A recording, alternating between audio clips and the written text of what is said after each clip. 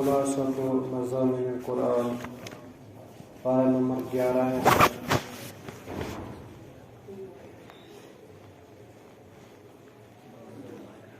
11ویں پارے میں بھی 2 سورے ہیں۔ ابتدائی حصہ سورۃ التوبہ کا ہے اور آخری حصہ سورۃ یونس کا ہے۔ اس پارے کی شروعات اس کلمے سے ہوتی ہے یعتذرون الیکم، یعنی ہم نے دیکھا تھا کہ سورۃ التوبہ کا جو اصل موضوع تھا وہ غزوہ تبوک کے بارے میں تھا، جنگ تبوک کے بارے میں۔ کچھ آیتیں جنگ تبوک سے پہلے نازل ہوئی، کچھ بعد میں نازل ہوئی،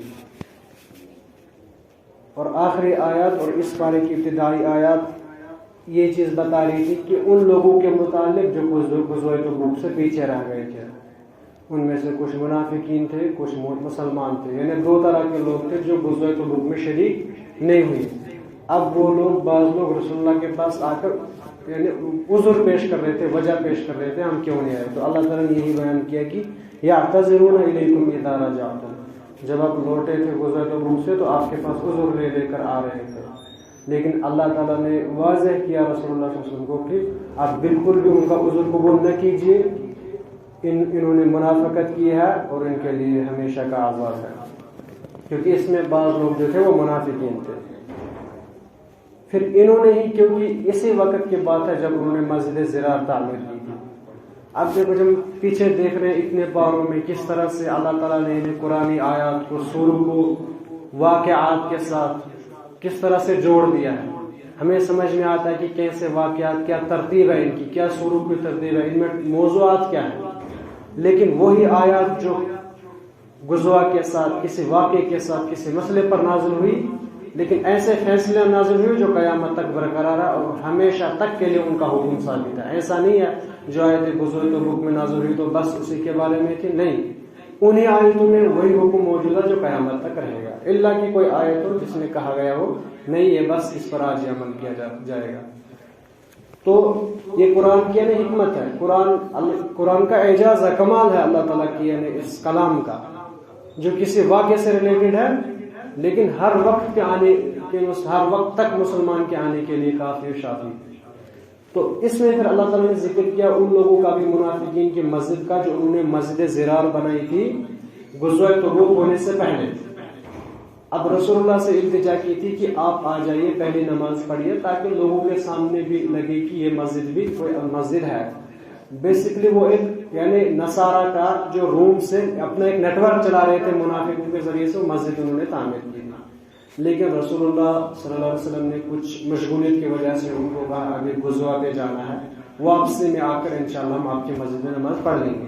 لیکن جب واپس آ ہی رہے تھے، راستے میں ہی تھے، تو اللہ تعالیٰ نے آیت نازل کی مسجد زرار کے متعلق، وَالَّذِينَ اتَّخَذُوا مَسْجِدًا زِرَارًا وَكُفْرًا وَتَفْرِيقًا بَيْنَ الْمُؤْمِنِينَ، وہ ایک ایسی مسجد ہے جس میں کفر کی ابتدا کی جا رہی ہے، جو مسلمانوں میں تفریق کے لیے بنائی گئی ہے، وہ مسلمانوں کو نقصان دینے والی ہے۔ تو فرمایا اللہ تعالیٰ نے لا تکون فیہ ابدا، آپ اس مسجد میں کبھی بھی مت جائیں۔ تو پھر یعنی واضح ہو گیا کہ ان کی مسجد بنانے کا مقصد کیا تھا، وہ اصل میں منافقین نے بنائی تھی۔ تو پھر صحابہ نے اس مسجد کو پھر ڈھا دیا، اسے گرا دیا۔ اب غزوہ تبوک میں بعض لوگ کیوں نہیں شریک ہوئے؟ منافقین اس لیے شریک نہیں ہوئی کیونکہ اپوزٹ جو قوم تھی جن کے ساتھ لڑے مسلمان، وہ ایک بہت بڑی قوم تھی، وہ کیسر اور روم کے لوگ تھے، وہ بہت زیادہ طاقت تھی ان کے پاس۔ منافقین کو لگا اس بار نہیں بچیں گے ہم، تو ہم شریک ہی نہیں ہوتے غزوہ میں۔ مومنین کچھ تھے مسلمان جو دل میں بغیر میں سستی سے وہ شریک نہ ہو پائے، تو ان کے متعلق بھی اللہ تعالیٰ نے پھر اس میں کچھ احکامات نازل کیے جو مومنین یعنی شریک نہیں ہو پائے تھے عذر کی وجہ سے، یا کچھ لوگ بغیر عذر کے شریک نہیں ہوئے بس کاہلی کی وجہ سے۔ ان میں سے 3 صحابہ ہیں، ان کے متعلق پھر اللہ تعالیٰ نے خصوصی طور ان کی توبہ نازل کی، اور ان میں سے ایک ہے کعب بن مالک رضی اللہ عنہ، اور ہے کعب بن مالک، اور بھی ان کے ساتھ 2 صحابہ ہیں۔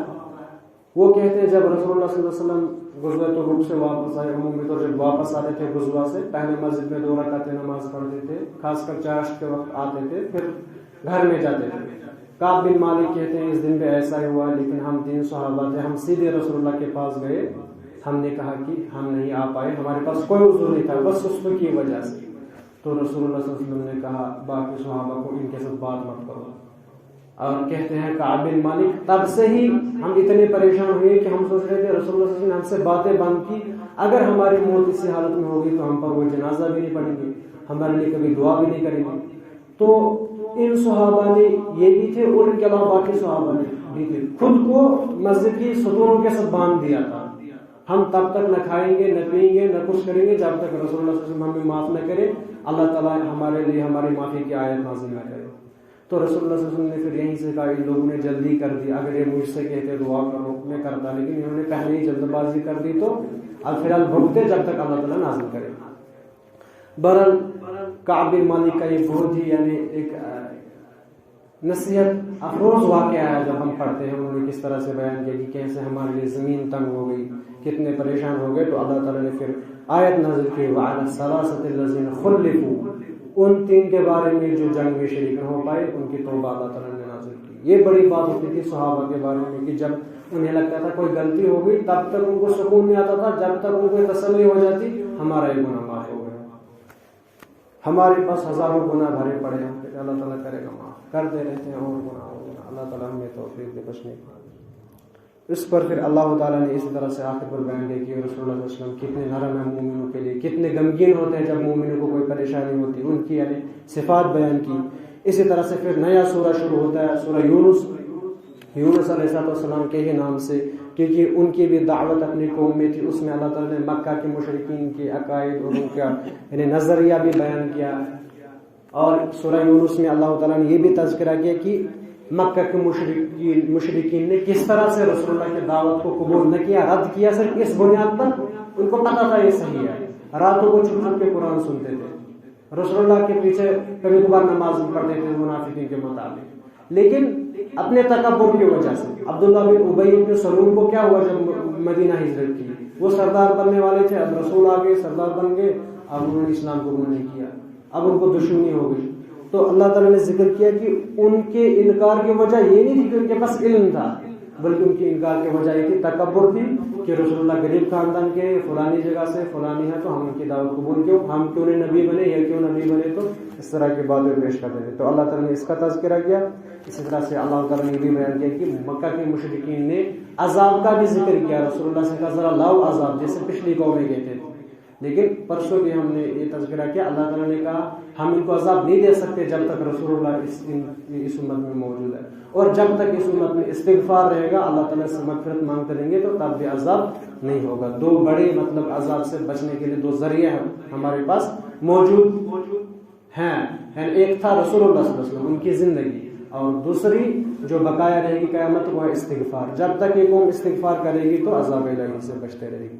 اسی طرح سے اللہ تعالیٰ نے اس میں یہ بھی تذکرہ کیا کہ ان کا یہ نظریہ کہ قرآن کو بدل دو، قرآن کو ہمارے مطابق نازل کرو، کیونکہ قرآن میں کچھ فیصلے ایسے آتے تھے جو مکہ کے مشرکین کو لگتا تھا یہ ہمارے خلاف ہے، اس میں ہمیں مشکل ہو رہا ہے. بعض مرتبہ ہمیں بھی لگتا ہے مولوی صاحب کا فیصلہ جو ہے یہ ہمارے مطابق نہیں ہے، اس لیے مولوی صاحب ہی بدل دو. باقی چیزیں میں اپنے بارے میں نہیں کہہ رہا ہوں، اللہ کا میں اس سے جوڑ رہا ہوں کہ اللہ تعالیٰ نے کس طرح سے مکہ کے مشرکین کا تذکرہ کیا. وہ کہتے ہیں قرآن بدل دو یا کچھ نیا لے آؤ، یہ کیوں لا رہے ہو اس طرح کے آیات. تو اللہ تعالیٰ کے لیکن اللہ تعالیٰ نے پھر یہ بھی بیان کیا کہ اللہ تعالیٰ کی آیات جو ہے وہ کسی کی سوچ اور کسی کے نظریے سے بدلنے والی نہیں ہے، یہ سچے اور صحیح اور کامل ترین فیصلے ہیں. اسی طرح سے اللہ تعالیٰ نے پھر قرآن کی صفت بیان کی کہ قرآن ایک نصیحت ہے، قرآن شفا ہے، قرآن رحمت ہے، اس کی قدر کرو. اور آخر پر ایک اور چیز بیان کی کہ اولیاء اللہ کون ہوتے ہیں. ہمارے لوگوں میں یا ہم لوگوں میں یہ نظریہ ہے کہ اولیاء تو شاید اللہ تعالیٰ کے کوئی خاص بندے ہیں، وہ صوفی لوگ ہیں، اور کون ہے بس جو مطلب راتوں کو کبھی سوئے ہی نہیں، کبھی دن کو روزہ ہی نہیں توڑے، ہمیں لگتا ہے وہ اولیاء ہے. لیکن اللہ تعالیٰ نے ایک صفت بیان کی الذین آمنوا وکانوا یتقون. اگر ولی بننا ہے اللہ کے اولیاء بننے کے لیے 2 صفات اللہ تعالیٰ نے بیان کی. الا ان اولیاء اللہ لا خوف علیہم ولا هم یحزنون. اولیاء تو نہ غمگین ہوں گے نہ پریشان. اولیاء ہیں لیکن اولیاء کی 2 صفات ہیں. وہ نہیں جو کبھی نماز ہی نہیں پڑھے، لمبی داڑھی رکھ لے، لمبے لمبے بال رکھ لے، لوگوں سے بات کرنا چھوڑ دے، شادی نہ کرے تو وہ ولی ہے. نہیں، الذین آمنوا وکانوا یتقون، جو مومنین بن جائے اور اس کے بعد تقوی گزار ہو. تو وہ ہم میں سے بھی کوئی ہو سکتا ہے جو مومن ہو اور تقوی گزار ہو، وہ بھی ولی بن سکتا ہے. اللہ تعالیٰ ہمیں بھی بنائے، اولیاء کی صفات والا بنا دے. اور پھر آخر پر اللہ تعالیٰ نے اس میں قوم نوح کا تذکرہ کیا کہ ان کو کس طرح سے ہلاک کیا، اور فرعون کی لاش کا تذکرہ کیا کہ وہ کس طرح سے قیامت تک عبرت بن کے رہے گی، اور لاسٹ پہ یہ بھی بیان کیا کہ یونس علیہ السلام کی قوم، ان کو بھی اللہ تعالیٰ نے کہا یعنی رسول اللہ صلی اللہ علیہ وسلم ان کے یعنی نبی یونس نے دعوت دی، انہوں نے بھی قبول نہیں کیا، پھر اللہ تعالیٰ نے عذاب کی دھمکی دی۔ اب عذاب آنے ہی والا تھا، جب ان کے عذاب شروع ہونے والا تھا تو اسی وقت یونس علیہ السلام کی قوم سدھر گئی اور ایسی توبہ کی کہ جو ہمیشہ کے لیے مشہور ہو گئی، اور اللہ تعالیٰ نے ان کی توبہ قبول کر دی۔ تو اللہ تعالیٰ انسانوں کی توبہ قبول کرتا ہے جب تک ایک انسان مرنے سے پہلے توبہ کر دے۔ ہمارے پاس بھی وقت ہے، ہم بھی اللہ تعالیٰ سے دعا کریں اور توبہ کریں، اللہ تعالیٰ ہمارے گناہوں کی مغفرت فرمائے اور ہمیں قرآن سمجھنے اور اس پر عمل کرنے کی توفیق دے۔ سبحانک اللہم و بحمدک، اشہد ان لا